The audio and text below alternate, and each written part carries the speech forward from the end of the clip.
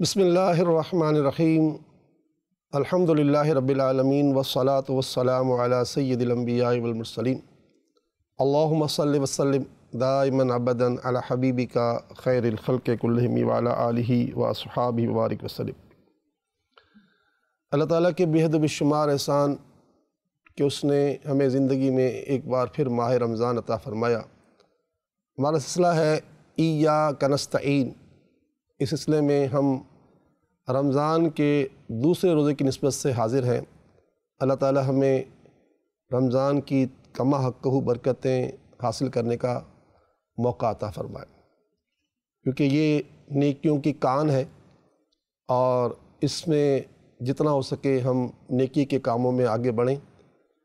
تو میں اس سلسلے میں پہلے کچھ باتیں رمضان کے متعلق اور رسول اکرم صلی اللہ علیہ وآلہ وسلم کے ارشادات کے متعلق کچھ عرض کرنے کے بعد پھر جو ناظرین و سامعین کے سوالات آئے ہیں ان کے جوابات ہم دیتے ہیں، اور جوابات ہم دوسرے دن دیتے ہیں تاکہ ہم جو ہے اس کا استخارہ کر لیں اور بتا دیں کہ کیا معاملہ، اس میں اشارہ کیا ملا ہے۔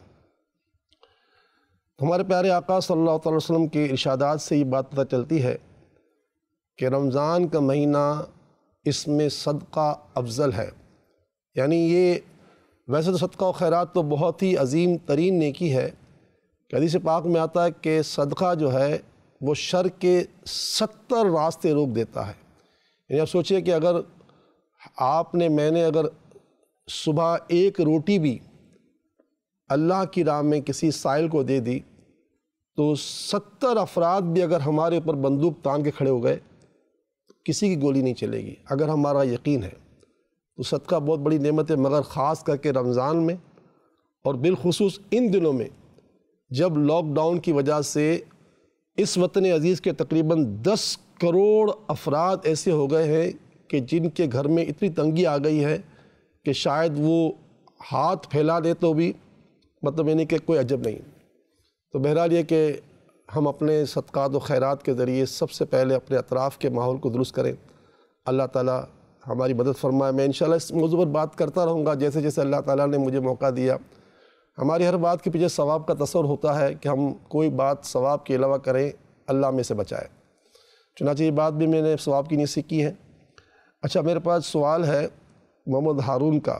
یہ لاہور سے ان کی کال آئی ہوئی ہے اور یقیناً یہ کال ان کے گھر سے کسی نے کی ہوگی، کیونکہ انہوں نے یہ کال نہیں کی ہوگی، اور گھر والوں نے کہا ہے کہ کام پر توجہ نہیں دیتے اور دین کی طرف رغبت ہو جائے۔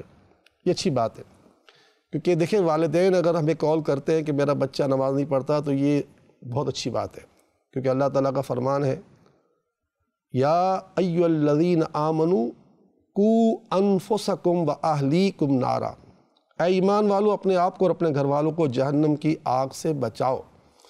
تو والدین پر یہ فرض بنتا ہے کہ وہ خود بھی جہنم کے کاموں سے بچیں اور اپنی اولاد کو بھی جہنم کے کاموں سے بچائیں، یہ فرض بنتا ہے۔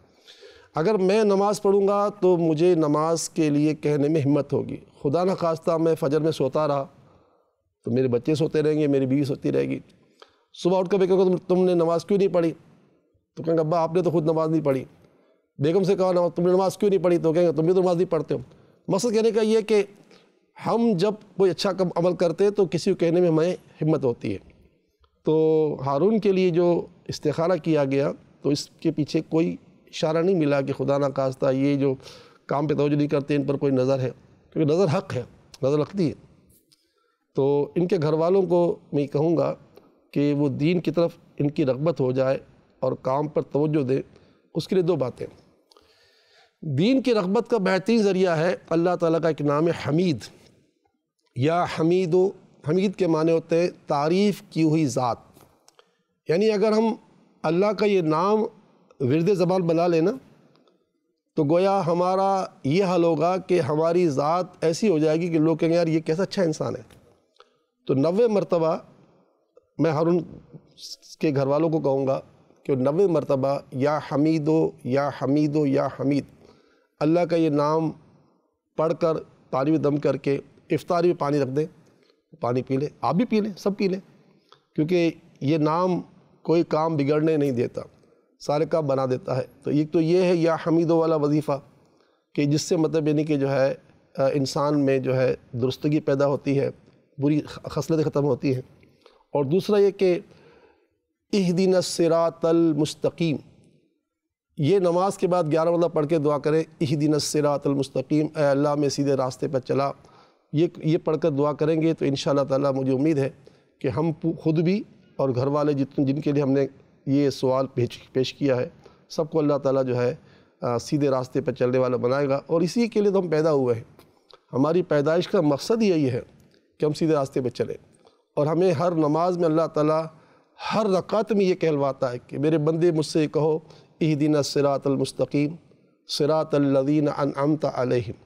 یہاں کتنی خوبصورت بات فرمائی، جب یہ دعا کا کہا گیا کہ اہدنا الصراط المستقیم، اے اللہ ہمیں سیدھا راستہ چلا، یہ بات تو پوری ہو چکی تھی، لیکن اللہ تعالیٰ کو اپنے پیاروں سے اتنی محبت ہے، اپنے نبیوں سے، صدیقین سے، شہداء سے، صالحین سے، اپنے نیک بندوں سے، اپنے ولیوں سے، کہ بندوں سے یہ بھی کہلوا دیا کہ صراط الذین انعمت علیہم، سیدھا راستہ تو چلا مگر سیدھا راستہ کن کا؟ جو میرے انعام یافتہ بندے ہیں۔ پتہ چلا کہ انعام یافتہ بندوں سے اللہ تعالیٰ بڑی محبت کرتا ہے، تو ہمیں بھی چاہیے کہ ہم اللہ کے انعام یافتہ بندوں سے محبت کریں۔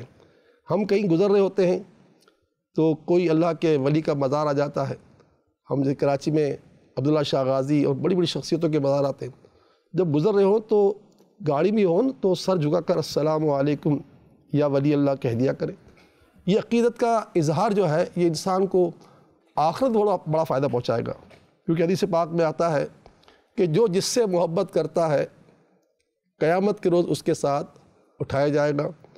تو جنت ان پیاروں کے لیے بنی ہے، اگر ہم ان پیاروں سے ہٹ کر زندگی گزاریں گے تو ہلاکت ہے، اور اگر ان پیاروں سے محبت کریں گے تو انشاءاللہ تعالیٰ جو ہے ہمیں اس محبت کا صلہ ضرور ملے گا۔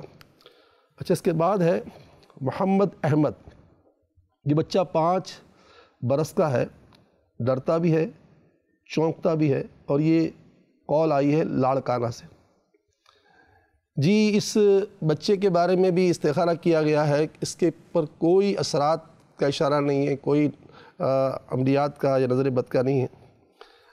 حضرت ابن عباس رضی اللہ تعالی عنہما، یہ ہمارے پیارے آقا کے چچا کے بیٹے ہیں، چچا زاد بھائی ہیں، اور قرآن پاک کے سب سے پہلے مفسر ہیں، یعنی تفسیر ابن عباس، قرآن کی سب سے پہلی تفسیر آپ نے لکھی، بہت بڑے عالم گزرے ہیں، امت کے بہت بڑے عالم گزرے۔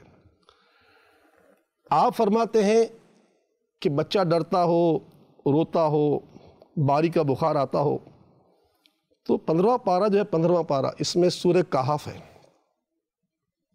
سورہ کہف میں اصحاب کہف کے نام لکھے ہوئے، اس کے ترجمے میں آپ کنز الایمان لیں گے، مولانا شاہ احمد رضا خان علیہ رحمۃ الرحمن کا ترجمہ قرآن کنز الایمان لیں گے، اس کا حاشیہ ہے صدر الافاضل مفتی نعیم احمد مراد آبادی نے لکھا ہے، اس حاشیے میں یہ نام لکھے ہوئے اصحاب کہف کے۔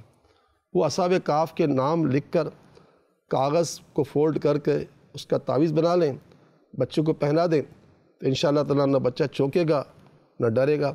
اچھا، آپ کہیں گے میں کیسے تلاش کروں؟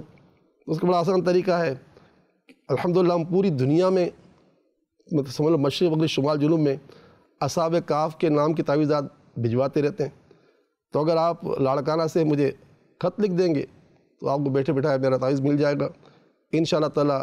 اس سے ضرور جو ہے مطلب اس کے چوکنا ختم ہو جائے گا۔ بقیہ یہ جب رات کو سوئے تو آپ 11 مرتبہ کے سینے پر یا متینو یا متینو یا متین یہ پڑھ کر جو ہے اس کو دم کر دیں، انشاءاللہ تعالیٰ ضرور اس کو فائدہ پہنچے گا۔ اور بقیہ روایت میں آتا ہے کہ باپ کی دعا اولاد کے لیے ایسی ہے جیسے نبی کی دعا امت کے لیے، تو جب باپ کی دعا کا یہ مرتبہ ہے تو ماں کی دعا کا کتنا بڑا مرتبہ ہوگا۔ اب یہ قول ہو سکتا ہے ماں نے کی ہو، یہ والد نے کی، دونوں نہیں کر سکتے۔ تو بھائی اپنے بچوں کے لیے خوب دعائیں کریں، بھائی آپ کی دعاؤں کا بڑا مرتبہ ہے۔ اور پھر رمضان کا مہینہ، اللہ اکبر، اس کا کیا کہنا، اس پہ تو دعائیں قبول ہونے کا انتظار کرتی ہے کہ بندہ منہ سے بولے قبول ہو جائے گا۔ اللہ سے دعا کہ اللہ تعالیٰ ہمیں جو ہے اس مہینے سے فائدہ اٹھانے کی توفیق عطا فرمائے۔ ہمارا سلسلہ ایاک نستعین آج اس کا اختتام ہو رہا ہے، انشاءاللہ پھر کل آپ سنیں گے۔ اللہ تعالی ہماری مدد فرمائے، اللہ آپ کا میرا پوری امت کا حامی و ناصر، آمین یا رب العالمین۔